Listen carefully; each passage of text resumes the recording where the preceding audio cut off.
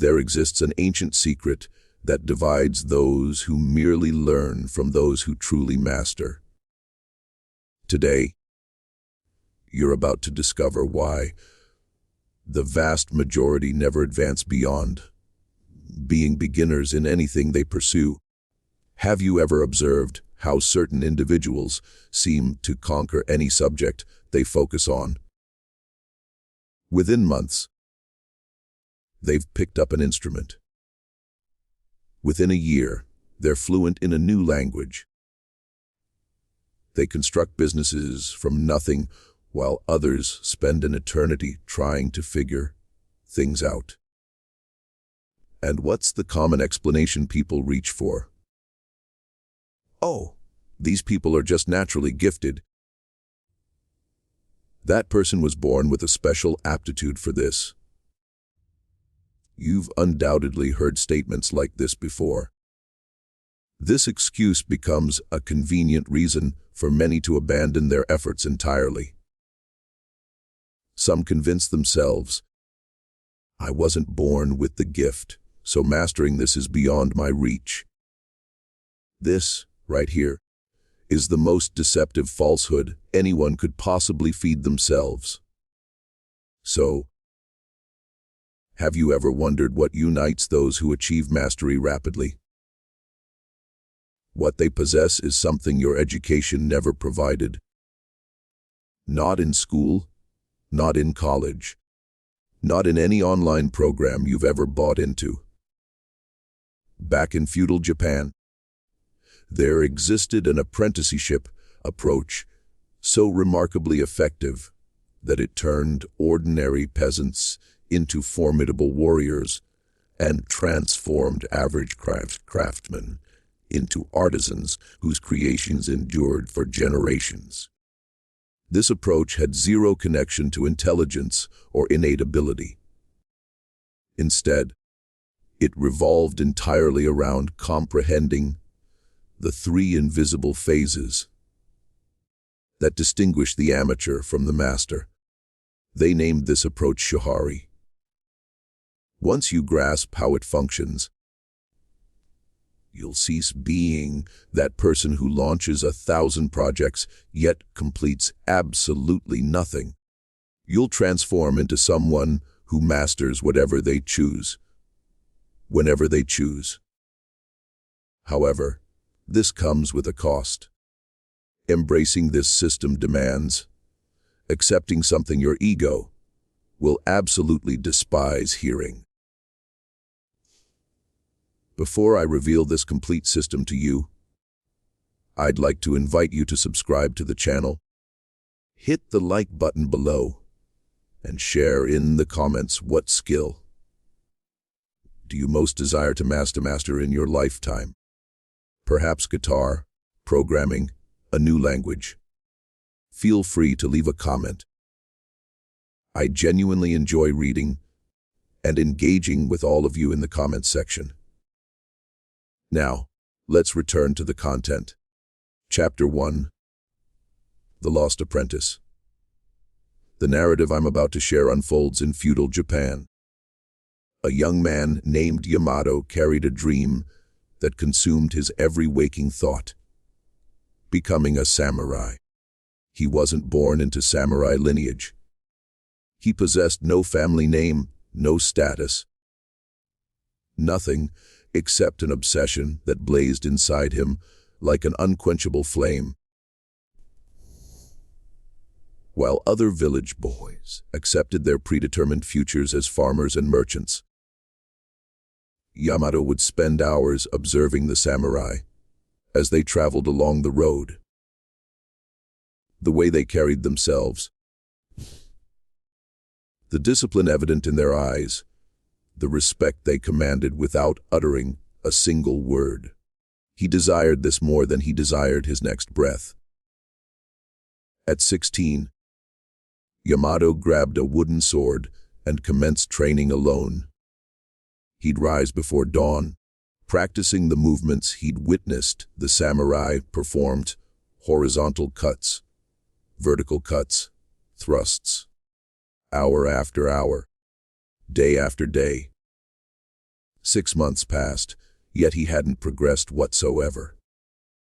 His movements felt awkward and disconnected. His body refused to respond as he'd imagined. The sword felt excessively heavy, awkward, and unwieldy. The more he practiced, the deeper his frustration grew. He attempted studying strategy by poring over ancient manuscripts describing famous battles. He committed all the classical techniques to memory.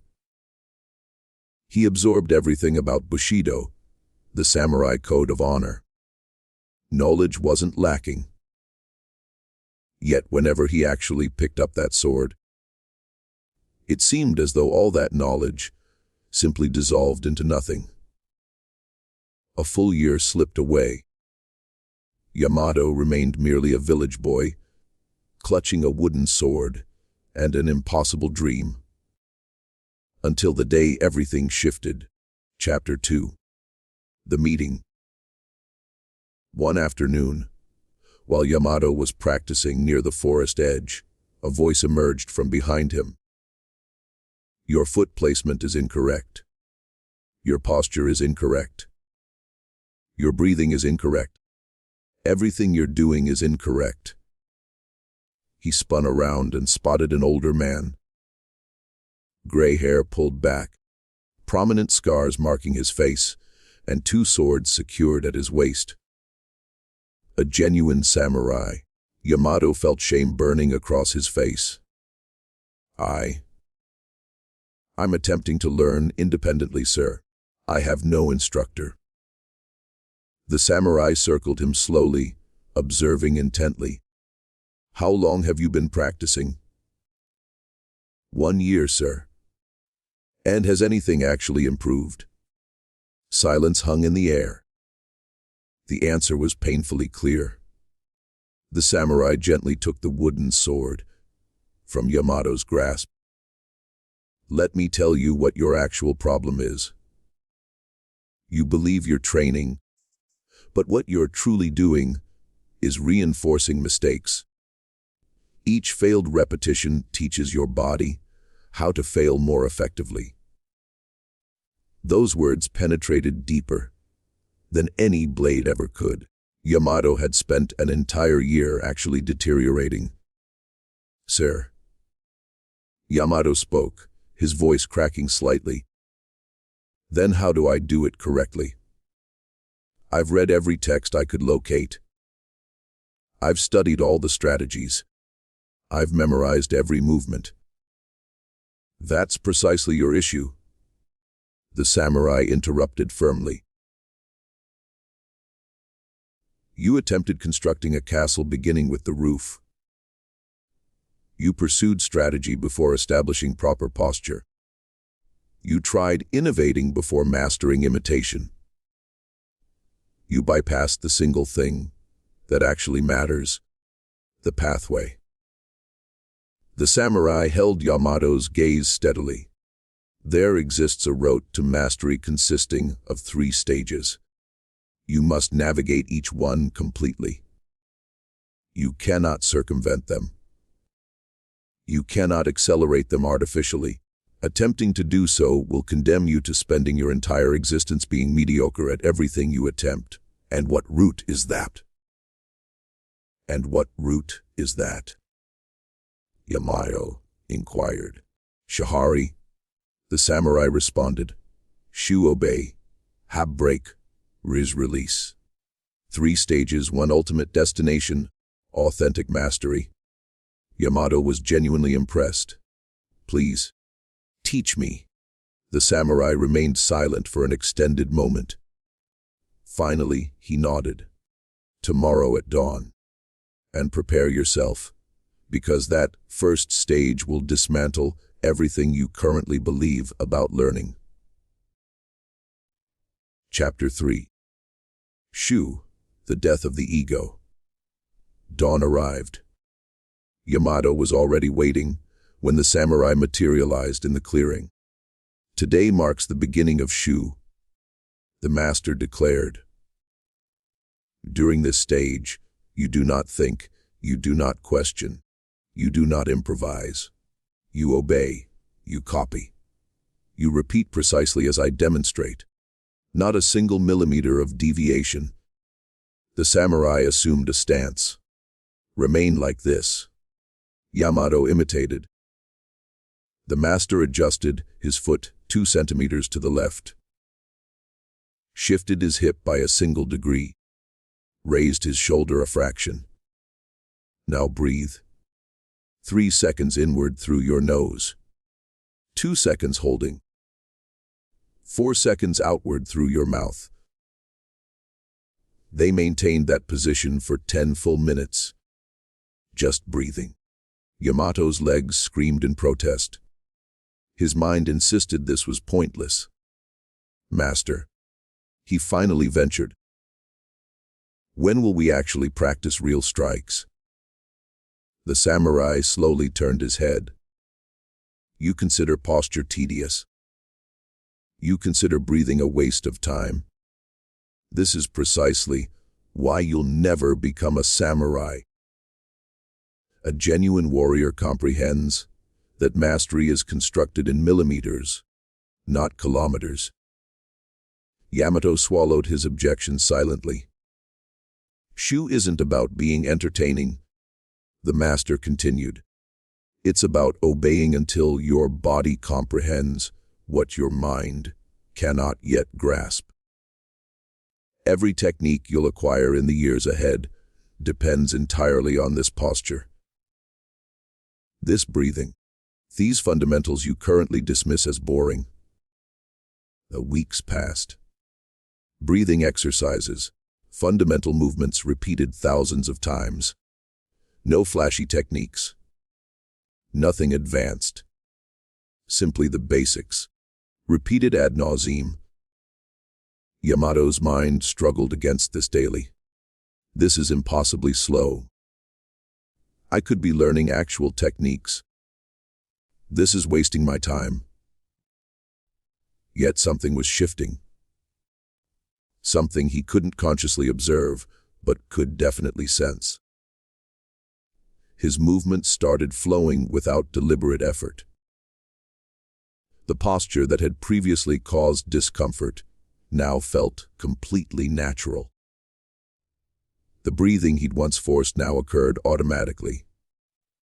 One day, 3 months later, the master demonstrated a basic horizontal cut. 1,000 times.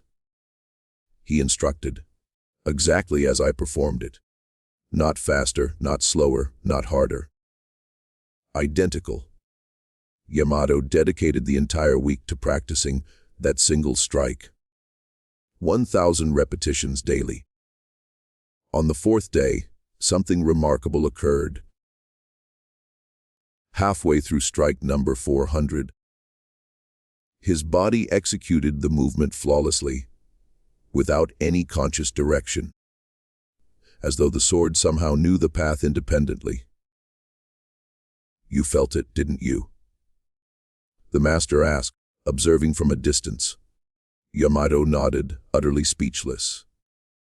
This is Shu. When technique penetrates the body so completely that the mind no longer needs to be present. Yet most people never reach this point, because they mistake repetition for weakness. They believe themselves too intelligent to practice fundamentals 1,000 times. A neuroscientist at the University of Tokyo, who has spent 18 years studying motor learning, uncovered something revolutionary. When you repeat a specific movement between 300 and 500 times, neurons in the cerebellum begin forming automated patterns. After 1,000 correct repetitions, that pattern becomes unconscious. The skill literally relocates from your conscious awareness to the brain's automatic processing system.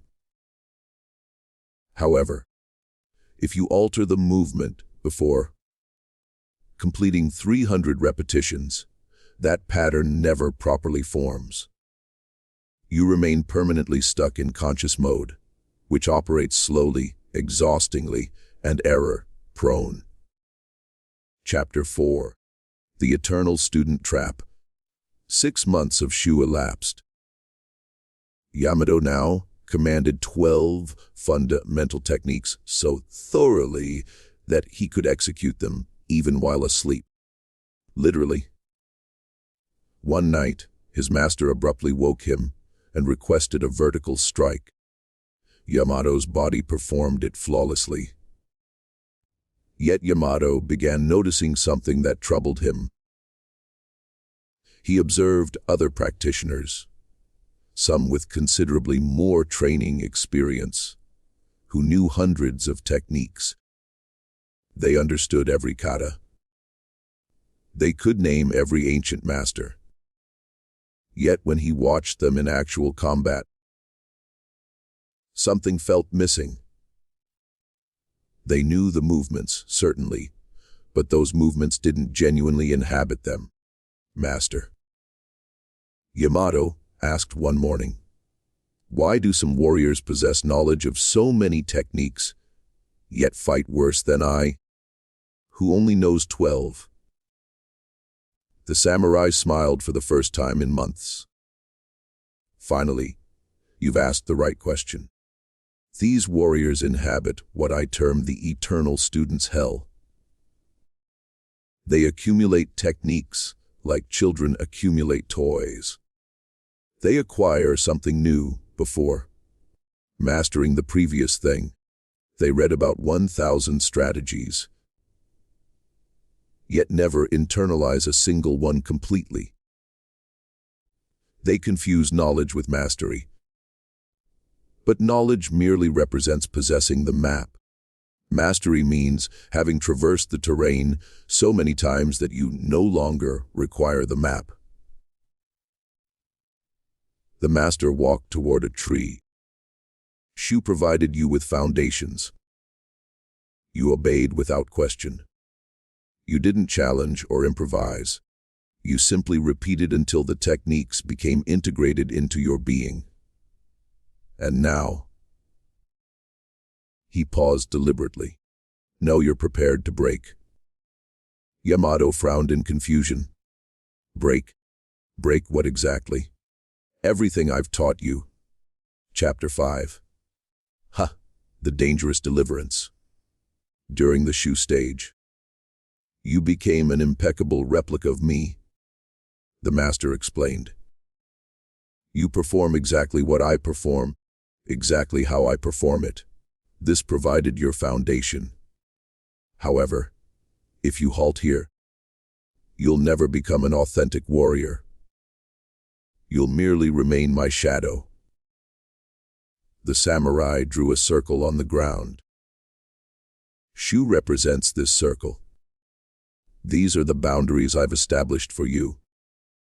Now arrives the Ha stage, where you fracture this circle.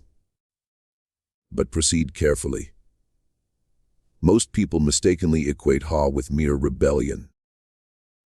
They fracture boundaries not because they've truly mastered what's inside, but because they're too indolent to properly master it.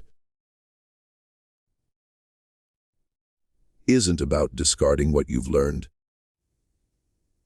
It's about comprehending the wisdom underlying each technique so profoundly that you can start adapting them.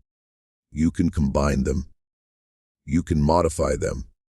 However, this only functions if Shu was genuinely complete.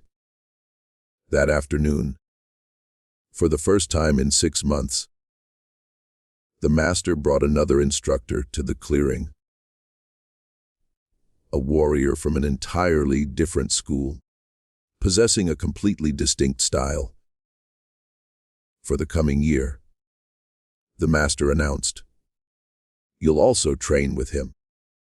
You'll learn techniques that directly contradict everything I've taught you. His stance differs. His strikes differ.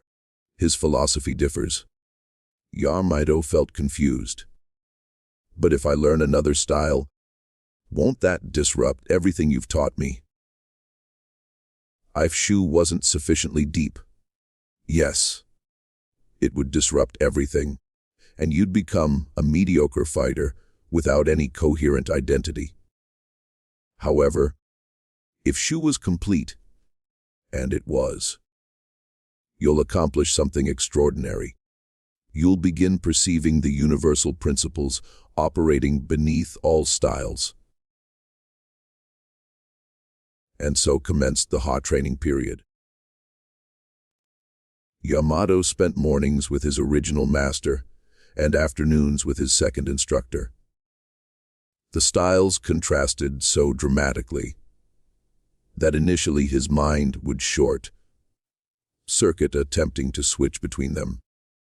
The first master emphasized low posture, economical movements, patient waiting.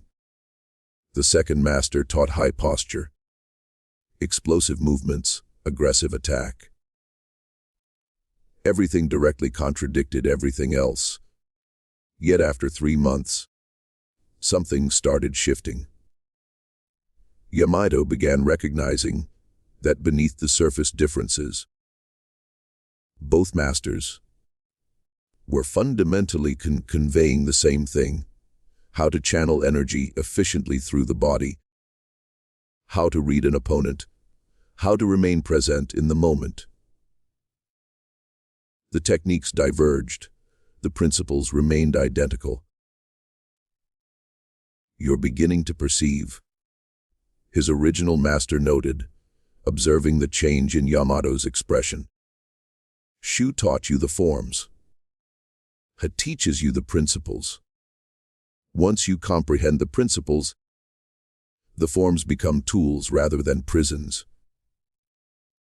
A year within the Ha stage completely transformed Yamato's fighting approach. He no longer represented a perfect copy of either master. He'd started combining techniques in ways neither had demonstrated.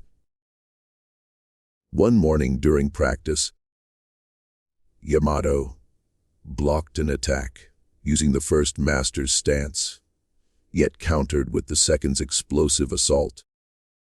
The movement flowed so naturally, so seamlessly,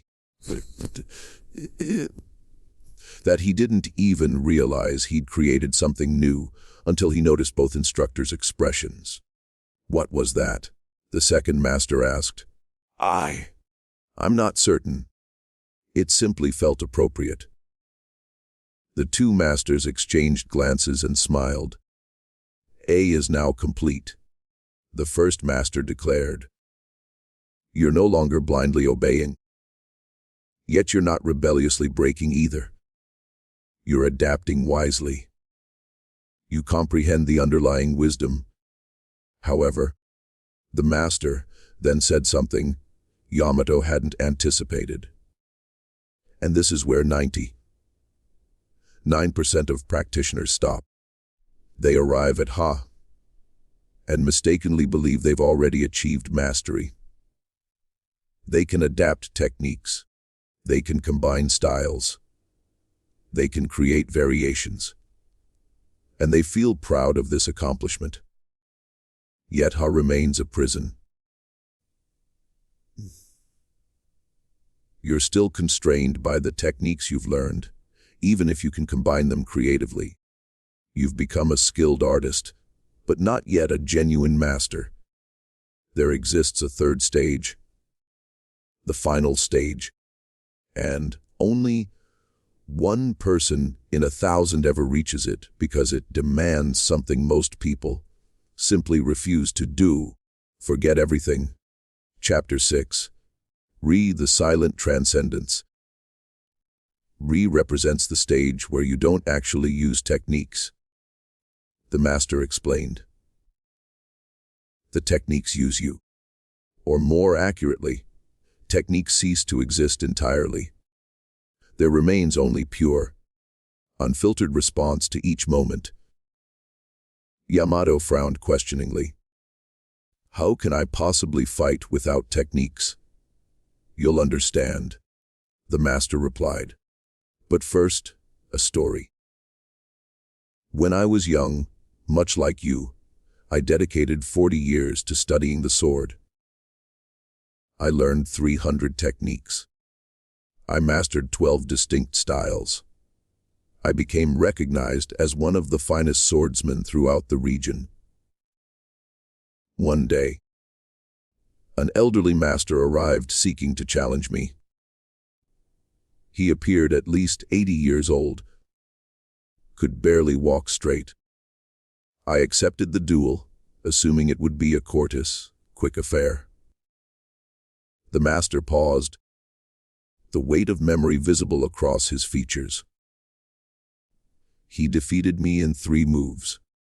And what confused me most, he employed no techniques I could recognize. It wasn't style A, B, or C. It was simultaneously nothing and everything. Like water, formless yet perfectly adapted to each moment. He then explained to me, "Young man, you fight admirably. You know numerous techniques, yet you're still fighting. I no longer fight. I simply respond. When you attack, my body already knows the answer before my mind can process it. There's no decision occurring. There's no technique being selected. Just natural, effortless movement." Yamato struggled to comprehend. But how do I actually reach this stage? Time, practice, and most crucially, you must stop trying so hard. The subsequent 5 years proved the most frustrating period of Yamato's entire existence. The master no longer taught him anything new. Instead, he simply made Yamato fight daily against diverse opponents. Different styles, varying skill levels. Initially, Yamato remained consciously thinking about techniques. Now I'll employ the first master's block. Now I'll combine it with the second master's counterattack. His mind constantly categorized, decided, selected. Yet gradually, across those years, something started dissolving. The labels attached to techniques began fading. He stopped thinking, "No, I'm performing technique X," and simply started performing. One day, during an especially intense encounter against 3 simultaneous opponents, something broke. Or perhaps more accurately, something opened. Yamato couldn't recall making any decisions during that confrontation. His body simply flowed. He blocked, attacked, spun, dodged, all without a solitary conscious thought. It resembled watching someone else fight while inhabiting his body. When he finished, all 3 opponents lay on the ground. Yamato breathed calmly, effortlessly, and couldn't recollect any specific techniques he'd employed. His master observed from a distance, an uncommon smile crossing his face. "You've finally stopped fighting," he observed. "But I fought 3 people. No, your body responded. There was no you present making decisions. There was simply pure response to each moment. This is You've transcended technique entirely.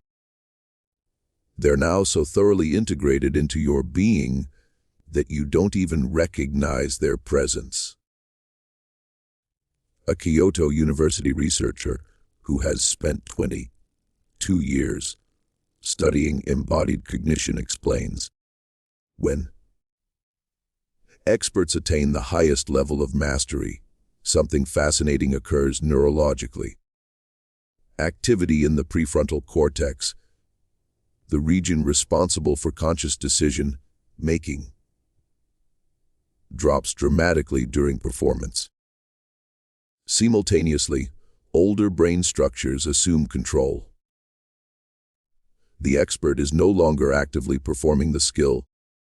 The skill is expressing itself through them. Neurologically, It's as though the person and the skill have merged into one unified entity. Chapter 7. The Nameless Master. Years later, Yamato was no longer that village boy, clutching an impossible dream. He'd become a respected samurai. Yet beyond that, he'd achieved genuine mastery. Young men journeyed from distant villages, seeking instruction, and they inevitably asked the same question: "Master, exactly how many techniques do you know?" Yamato consistently replied, "None, and all." This perplexed the students. They wanted numbers. They wanted inventories. They wanted precise knowledge of what they'd be learning. However, Yamato had comprehended something that only becomes clear after completely traversing Shuhari. Techniques are merely fingers, pointing toward the moon. Most people become so obsessed examining the fingers that they never actually look where they're pointing. One day, a particularly arrogant young man challenged him. "Master, with all due respect, you claim to know no techniques. Yet my previous instructor knows 500 techniques. How could you possibly surpass him?" Yamato picked up a wooden sword. "Attack me with any of those 500 techniques." The young man selected his finest move, a complex attack he'd practiced for years. Yamato barely seemed to move at all. Just a slight stance adjustment, a minor angle change. And suddenly the young man was on the ground, disarmed, unable to comprehend what had occurred. "You employed a technique against me just now," Yamato explained, assisting the young man back to his feet. "A specific technique with a name, one you've practiced thousands of times. It's effective. It works in most situations. However, I didn't use any technique against you. My body simply responded to your movement in the singular way that particular moment demanded. It wasn't technique A, B, or C. It was the perfect response to that unique moment, which had never previously existed and will never exist again. That's the distinction between knowing 500 techniques and possessing 0 techniques. You're limited to those 500 options. I possess infinite options because I'm not selecting from memorized techniques. I'm creating the appropriate answer spontaneously, in real time." Chapter 8. The Universal Way. Yamato's narrative extends beyond swords and samurai. It applies to anything you might wish to master throughout your life. Want to learn guitar? Shuhari provides the path. You copy songs note for note exactly as recorded. No improvisation, no adding personal touches.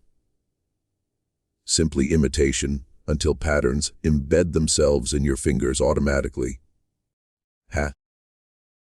You start combining elements from different songs, comprehending music theory, recognizing principles behind techniques. You pick up the guitar and music simply flows through you. You're no longer playing music. You've become music. Want to master programming? Shuhari. You copy code from experienced developers line by line. You follow established patterns unquestioningly. You construct solid foundations. You begin understanding the wisdom behind each pattern, combining different approaches, adapting solutions. You no longer consciously write code. You observe a problem, and solutions manifest through your fingers. Language disappears. Only pure logic remains. Want to build a business? Shuhari. Shu. You study and replicate business models that function effectively. You don't attempt reinventing fundamentals. You learn from those who've already succeeded. How you start? Adapting these models to your specific niche. Recognizing universal business principles, transcending industries.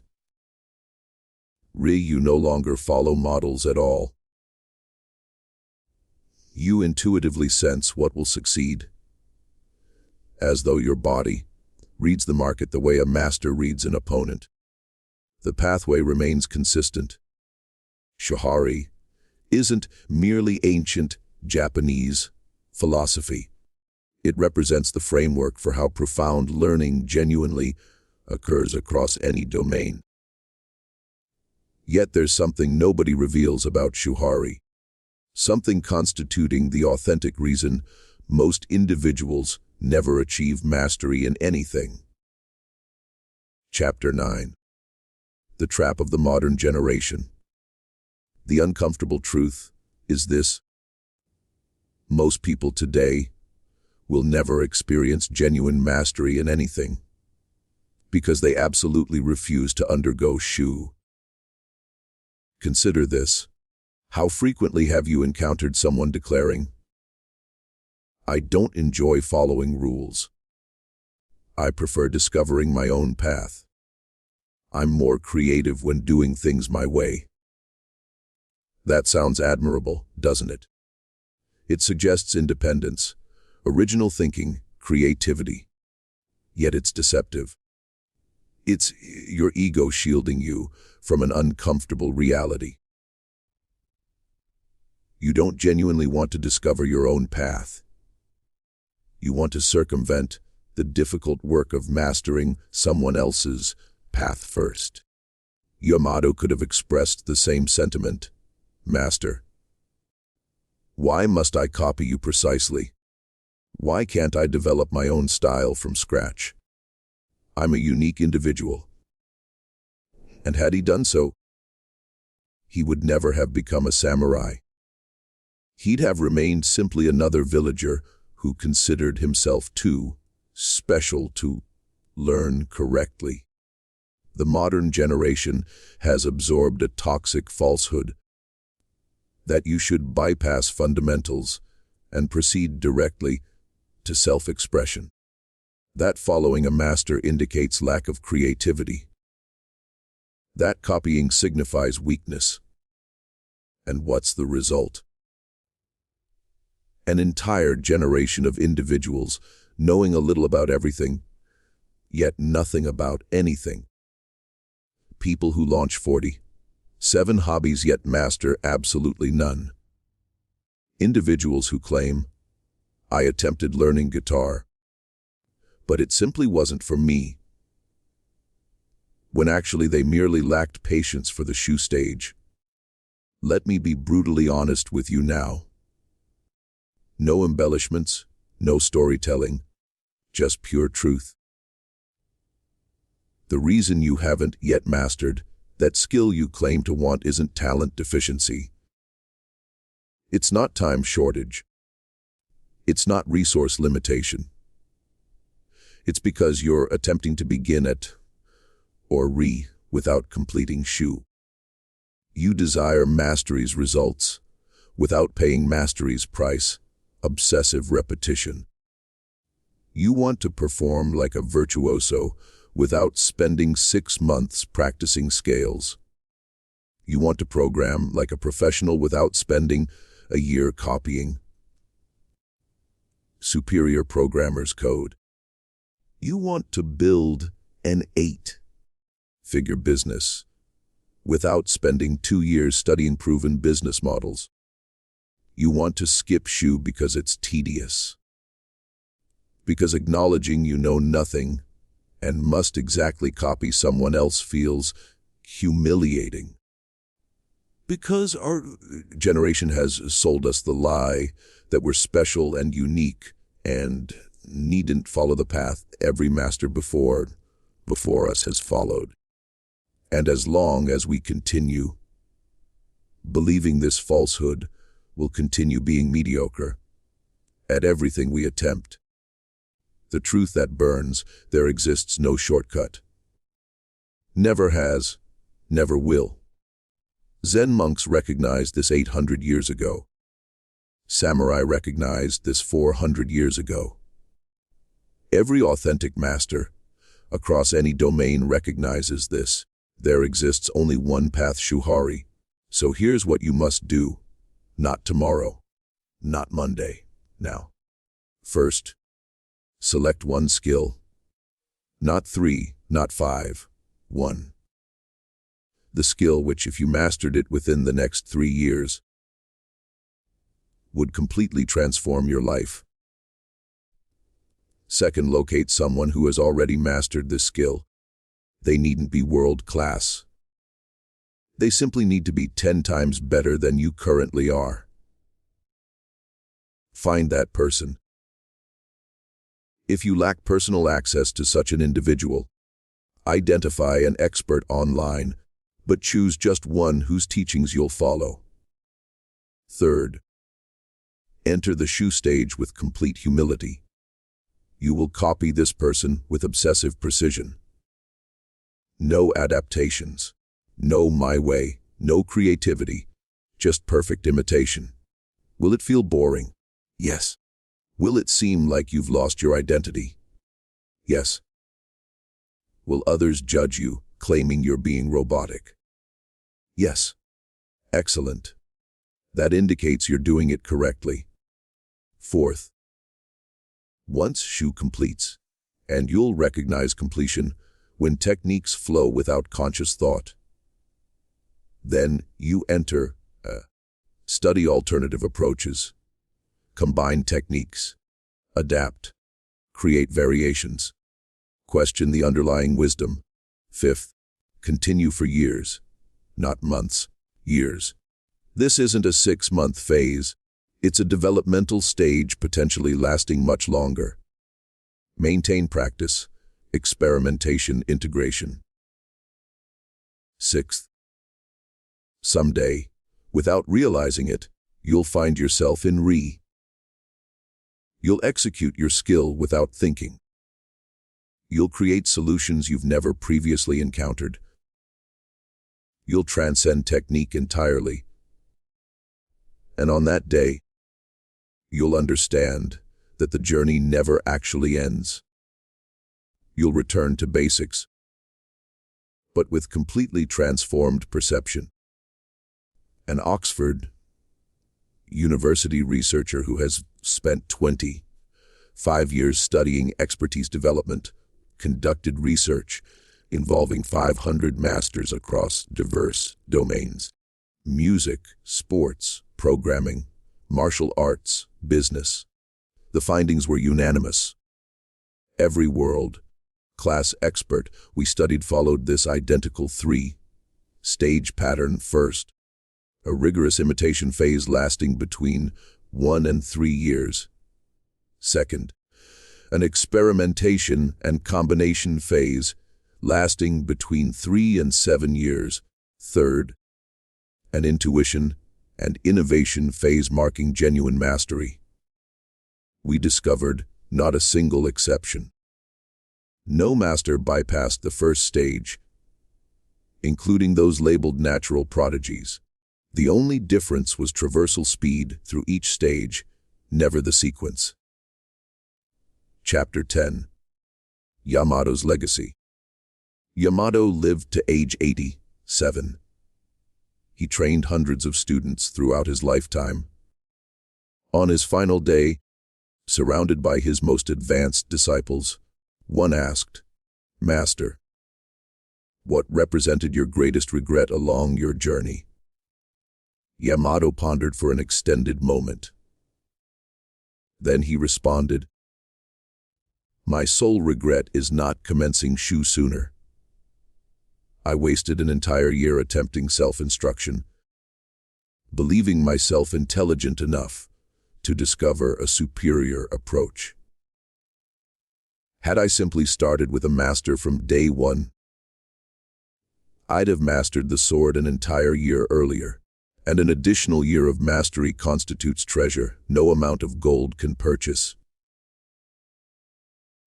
To all of you, he continued, making eye contact with each student, don't repeat my error.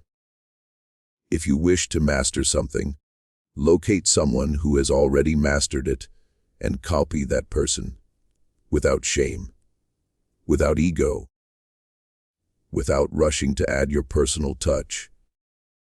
Mastery isn't about originality from day one. It's about becoming so profoundly skilled that originality becomes utterly inevitable. These were his final words concerning the path. 3 days later, he passed peacefully, knowing he'd transmitted the most essential teaching he'd ever received. The path doesn't conclude, it merely transforms. And here's something remarkably few individuals recognize. You might believe Shuhari concerns skill acquisition, but it doesn't. Shuhari concerns who you become throughout the learning process. The person you currently are, impatient, leaping between pursuits, demanding results without embracing process. That person will never experience authentic mastery. Yet there exists another version of you. A version possessing patience for perfect copying, humility to acknowledge knowing nothing, discipline to practice identical movements thousands of times, wisdom to recognize that the lengthy road actually represents the fast road. This version of you already exists, patiently waiting for you to cease searching for shortcuts, waiting for you to accept the soul pathway that actually functions. Shuhari isn't merely an ancient Japanese learning methodology. It's a mirror. And what you observe when you gaze into that mirror reveals everything about who you'll become in 5 years. Do you perceive someone willing to start as a complete beginner, without ego, without rushing? Or do you perceive someone still seeking the hack, the shortcut, the method to circumvent the work? Because only one of these individuals will genuinely master something, and you already know which one. The question isn't whether the Shuhari system works. The question is, are you willing to pay the price that mastery demands? Yamato was simply a village boy. No exceptional talent, no noble lineage, no advantages whatsoever. His sole possession was willingness to obey completely before questioning, to imitate perfectly before innovating, to master fundamentals before pursuing advanced techniques. And this transformed him from a nobody into a master whose name persisted across centuries. You face the identical choice he faced. The identical pathway lies open before you. Do you wish to spend the next 5 years seeking a superior approach that doesn't exist, arriving 5 years from now exactly where you currently stand, knowing a little about many things yet nothing about anything? Or would you rather pay mastery's price and become extraordinary at whatever you choose to pursue? Mastery awaits, yet it won't discover you. You must journey toward it step by step, repetition by repetition. Shu, then Ha, then Rai. The pathway is ancient. The pathway is proven. The pathway functions. If this content has provided you fresh insights regarding learning and mastery, I again invite you to subscribe to the channel immediately and activate notifications. so you won't miss future content. And tell me in the comments, what single skill will you master using Shuhari? Write it below. Additionally, I extend another invitation. If you appreciate content related to psychology and philosophy, I'll include the link to my new channel in the video description, where I'm publishing material on these subjects. It remains a very modest channel currently, yet I'm diligently working to provide quality content there as well. If you've accompanied me this far, thank you sincerely for your attention. You're among the few genuinely willing to learn, and that already distinguishes you from 99% of people. Now, proceed and begin. Enter Shu, and years from now you'll look back scarcely believing you were once the same person. Until our next video, and may your transformation journey be fulfilling.